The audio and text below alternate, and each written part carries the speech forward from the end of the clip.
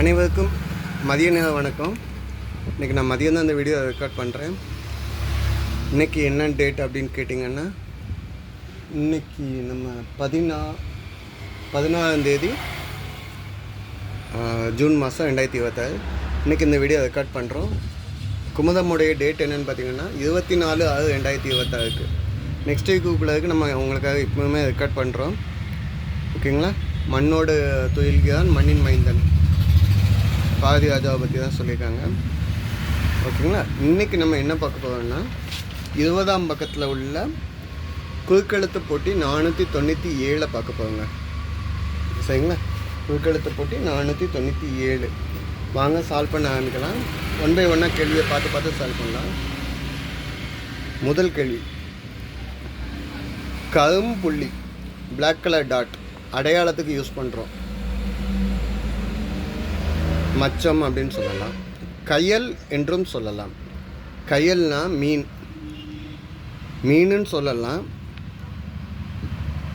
இன்னொன்று மதசியம் அப்படிங்கிற வேர்டில் வந்து மச்சம்ங்க வந்துச்சு.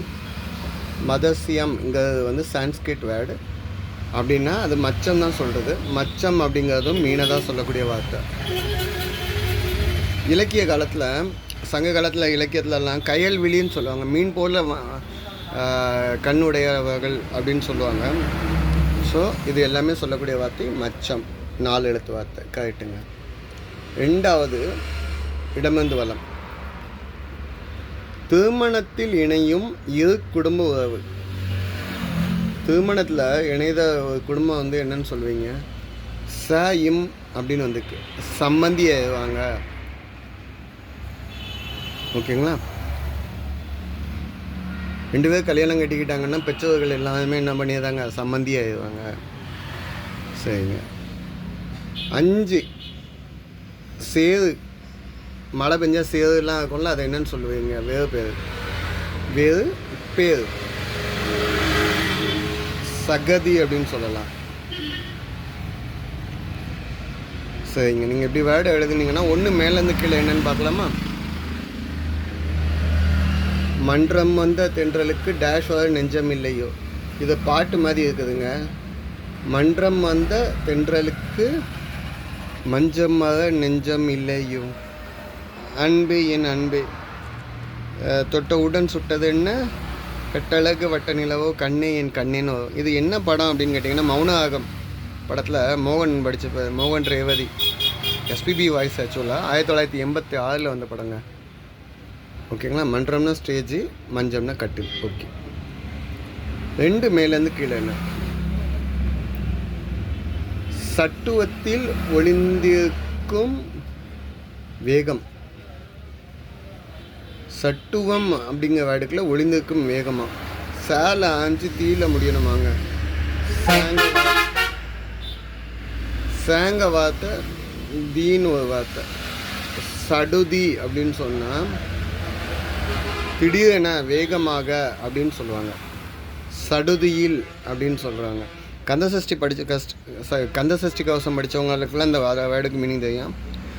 ஆறு முகம் படைத்த ஐயா வருக, நேரிடு மேலவன் நித்தம் வருக, சேகரி வேலவன் சீக்கிரம் வருக, சரகண பவன சடுதியில் வருக. அதாவது வேகமாக வா அப்படின்னு சொல்கிறது தான், விரைந்து வா அப்படின்னு சொல்கிறது தான் சடுதிங்க வார்த்தைக்கு அர்த்தம். ஓகேங்க. 6, இடமிருந்து வளம். வசவு சொல், அடுத்தவங்கள வைதவ சொல். தீல ஆச்சு, அடுத்தவங்கள திட்டுறது. 3 எழுத்து. திட்டு அப்படின்னு மட்டும் எழுத. ஓகேங்க. 3 மேலேருந்து கீழே என்ன? பகட்டுக்குள் இருக்கும் களிருக்கு உரிய சொல்.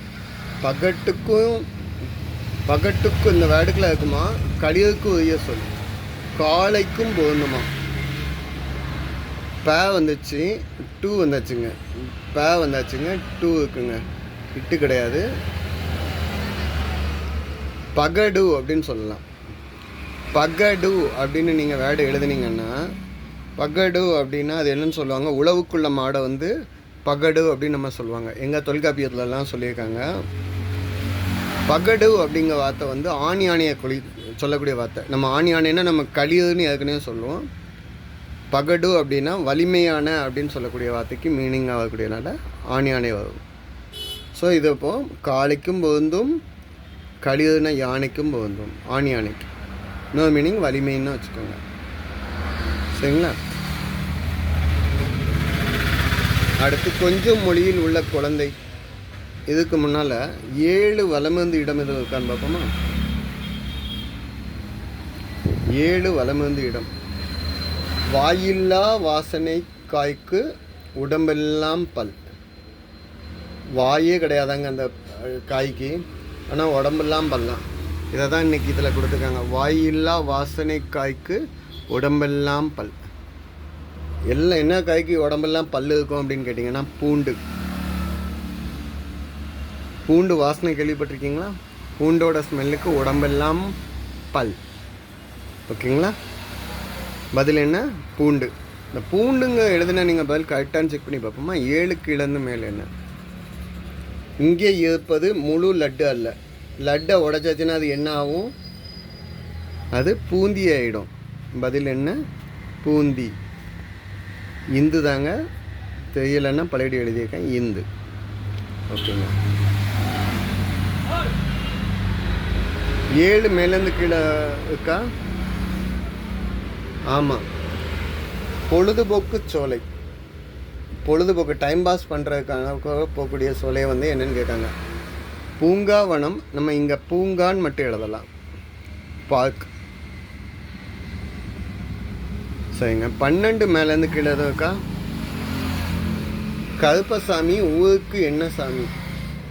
கருப்பசாமி நீங்கள் அசால்ட்டாக சொல்லக்கூடாது சாமி. அவர் காவல் தெய்வம், பயங்கரமான சாமிங்க. 18ஆம் படி கருப்பு அப்படின்னு அவர் நீங்கள் கேட்டிங்கன்னா, நீங்கள் தப்பு செஞ்சீங்கன்னா நீங்கள் அவர்கிட்டே போகக்கூடாது சாமி. காவல் சாமின்னு சொல்லுவாங்க. தப்பு செஞ்சால் நீங்கள் அவர்கிட்டே போக முடியாது. சாமி கும்பிட்ற எல்லாத்துக்குமே தெரியும். சரிங்க. 12 வலமிருந்து இடம் இருக்கா? இருக்குதுங்க. வாரணாஸ், பனாரஸ். வாரணாசி, பனாரஸ் அப்படின்னு இது எந்த இடம்? காசியோடைய மற்றொரு பேர் தாங்க வாரணாசி அப்படின்னு நம்ம சொல்லுவோம். பதில் என்ன? காசி. சரிங்க. இப்போ 11 வலமிருந்து இடம் இருக்கா? கேசம் இல்லைன்னா கூந்தல். கேசம் இல்லைன்னா கூந்தலை வந்து நீங்கள் வேறு என்ன வேர்டு சொல்லுவீங்க? சி வந்துக்குங்க. முடின்னு சொல்லலாம், இல்லைன்னா இங்கே என்னன்னு சொல்லுவோம்? சிகை. சிகைனாலும் முடினாலும் ஒன்று தான். சரிங்க.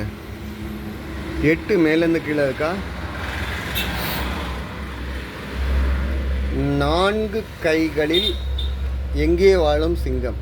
4 கை அப்படிங்கிற வேர்டுக்குள்ள எங்கே சிங்கம் எங்கே வாழும்?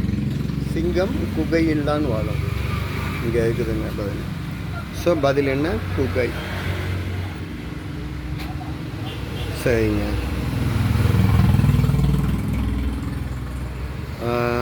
6 மேலேருந்து கீழே இருக்கான்னு பார்ப்போமா? இல்லை. ஓகேங்க. அடுத்த கேள்வி. அடுத்த கேள்விக்கு நம்ம எந்த கேள்வியை சால்வ் பண்ணலாம் அப்படின்னு யோசிக்கோம். 11க்கு இங்கேருந்து எழுதியாச்சு. 10 இங்கே இடமிருந்து வலம் என்னென்னு எழுதுவோமா? காலணின்னா செருப்பு. பாதவடி அப்படின்னா நீங்கள் என்னன்னு சொல்லுவீங்க? பாதகை அப்படின்னு சொல்லலாமா? பாதகை அப்படின்னு நம்ம சொன்னால் இது கரெக்டானு செக் பண்ணி பார்ப்போமா? 10 கீழேருந்து மேலே இருக்கான்னு பார்ப்போமா? வயலில் பயிரிட வசமாக பிரிப்பது. வயலில் சின்ன சின்ன இதாக பிரிக்கிறது என்னென்னு பிரிப்பாங்கன்னா பாத்தி கட்டுவாங்க. எதுக்காக? தண்ணி பாய்க்கிறதுக்காக அந்த மாதிரி பிரிக்கிறது பாத்தி அப்படின்னு சொல்லுவாங்க. பாத்தி கட்டுறது, பாத்தி பிரிக்கிறது அப்படின்னு நம்ம சொல்லுவோம். சரிங்க. 10 மேலேருந்து கீழே என்ன இருக்கலாமான்னு பார்ப்போமா? வாத்தியார் நடத்துவது, மாணவர்கள் படிப்பது. வாத்தியார் என்னென்ன எடுப்பார்? சப்ஜெக்ட் எடுப்பார், பாடம் எடுப்பார். மாணவர்கள் படிப்பது பாடம். பா வந்துக்கனால தான் இந்த வேர்டை சொல்கிறோம், பாடம். ஓகே. 9 இடமிருந்து வலம் என்ன? 9 கொஞ்சம் மொழியில் குழந்தை. முடிஞ்சிருக்குங்க. 9 மேலேருந்து கீழே என்னென்னு வருதுன்னு பார்ப்போம். உள்ளங்கால். உள்ளங்கால நீங்கள் என்னன்னு சொல்லுவீங்க? உள்ளங்கால நம்ம பாதம் அப்படின்னு நம்ம சொல்லலாம். உள்ளங்கால் அப்படிங்கிறத பாதம். பாதம் தானே உள்ளங்கால். ஓகே. ஸோ உள்ளங்கால்னால் பாதம். அப்போ 9 இடமிருந்து வலம் என்னன்னு பார்ப்போம். கொஞ்சம் மொழியில் குழந்தை எப்படி கொஞ்சுவீங்க? ஸோ கொஞ்சம் மொழியில் குழந்தைய வந்து பாதியாக கூட சொல்லுவார்ல, ஓடி விளையாடு பாப்பா. ஸோ பாப்பா அப்படின்னு நம்ம சொன்னால் குழந்தைய கொஞ்சக்கூடிய சொல்லும். ஓடி விளையாடு பாப்பா, ஒரு குழந்தைய வையாதி பாப்பா, கூடி விளையாடு பாப்பான்னு சொல்லுவார்ல அது. ஓகேங்க. 13 வலமிருந்து இடம் இருக்கான்னு பார்ப்போமா? 5வது ராசி மேஷம், ரிஷபம், மிதுனம், கடகம். 5வது ராசி என்னென்னா சிம்மம். நீங்கள் பதில் எழுதிடலாம், சிம்மம் அப்படின்னு நீங்கள் எழுதிடுவீங்க. நான் அந்த கொஸ்டினை விட்றாப்புல இல்லை. அடவிக்கு அரசன். அடவி அப்படின்னா உங்களுக்கு என்ன தெரியணும்? காடு. காட்டோடைய அரசன் யார்? சிங்கம். சிங்கம் அந்த ராசியில் தெரியறதுனால சிம்ம ராசின்னு நம்ம சொல்கிறோம். அடவிங்க வார்த்தைக்கு மீனிங் தெரியணுங்கிறதுக்காக தான் இந்த வேலை பண்ணோம். சரிங்க. 14 இடமிருந்து வலம் என்ன? பெருமழை அல்ல, சிறுமலை. பெரிய மலையாக இல்லை, சின்ன மலை அப்படின்னா தூவல்னு சொல்லலாம், இல்லை சாரல்னு சொல்லலாம். இதுக்கு என்ன ஆன்சர் எழுதோன்னு என்ன பார்த்துக்கோம். கீழே இருந்து மேலே என்ன வருதுன்னு பார்த்துக்கோம். தட்டி இசைத்திட பேரிகை அப்படின்னா என்ன? தட்டி இசைத்திடனா தட்டுனா மியூசிக் வரக்கூடியது. பேரிகை அப்படின்னா பெரிய மாசு அப்படின்னு சொல்லுவாங்க, இல்லைன்னா தாரை அப்படின்னு நம்ம சொல்லுவோம். டொம் டொம்னு தட்டி இசைத்திட பெரிய மியூசிக்கல் இன்ஸ்ட்ருமெண்ட்டு. தட்டுனா வாசிக்கிறதுக்கு மியூசிக்கல் இன்ஸ்ட்ருமெண்ட்டு. வண்ணம் தொட்டு பூசிட எதை வச்சு வண்ணம் தொட்டு பூசுவீங்க? Paint brush. ப்ரஷ்ஷுன்னா நீங்கள் என்னன்னு சொல்லுவீங்க? தூரிகை. என்ன? தூரிகை. எந்த ஆன்சர் எழுதுறீங்களோ அதனோட அந்த கொஸ்டினோட மீனிங் எழுதி பார்த்துக்கோங்க. பேரிகைன்னா பெரிய மவுசு, இல்லைன்னா தாய். சரியா? தூரிகைன்னா பெயிண்டிங் ப்ரஷ். அப்போது பெருமலை அல்ல சிறுமலை அப்படின்னா நம்ம என்னன்னு சொல்கிறோம்? தூரல் அப்படின்னு நம்ம சொல்லுவோம். 14 இடமிருந்து வலம் என்ன? தூரல். ஓகே. எல்லா கேள்வியும் சால்வ் பண்ணிட்டோமா? இல்லை. 4 மேலேருந்து கீழே. வானலியில் வெடிக்கும், வாசனையில் மணக்கும். வானலியில்னா கடாயில் வெடிக்கும், வாசனையில் மணக்கும். 4 மேலேருந்து கடுகு. அது ஆல்ரெடி சால்வ் ஆகிடுச்சுங்க. 5 ஆடிப்பட்டம் என்ன பருவம்? இந்த பாட்டு கூட சொல்லுவாங்கள்ல, ஆடிப்பட்டம் தேடி பார்த்து விதைக்கணும் அப்படின்னு சொல்லுவாங்க. விதைக்கும் பருவம், விதைக்கக்கூடிய பருவம் அப்படின்னு நம்ம சொல்லுவோம். 5 மேலேருந்து கீழே பாருங்கள். இங்கே சம்பா பருவம் அப்படின்னு சொல்கிறாங்க. சம்பா பருவம்னா தமிழ்நாட்டோட முதன்மை பருவம் நெல் பருவம் தாங்க. ஆகஸ்ட்லேருந்து செப்டம்பர் வரைக்கும் இது சாகுபடி காலம் அப்படின்னு சொல்லுவாங்க. அறுவடை காலம் இல்லை, சாகுபடி காலம். ஓகேங்களா?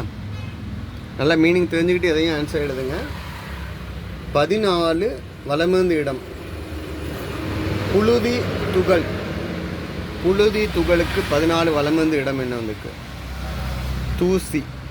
இது ஆல்ரெடி சால்வ் ஆகிடுச்சு. சிம்மம் எழுதணும், இங்கே தூவல் எழுதணும், இதிலே சால்வ் ஆகிடுச்சு. இதுதான் இந்த வாரத்துக்குள்ள பதில். இதை எழுதி அனுப்ப வேண்டிய அட்ரஸ் இதில் இருக்குதுன்னா பரிசு கட்டாயமாக உண்டு. போன வாரம் வெற்றி பெற்றவர்களுடைய டீட்டெயில்ஸ் ஆல்ரெடி இங்கே இருக்குது. ஓகேங்களா? இது அடுத்த வாரம் வரக்கூடிய குமுதம் எடிஷனுடைய குறுக்கெழுத்து போட்டி. ஓகேங்களா? நன்றிங்க.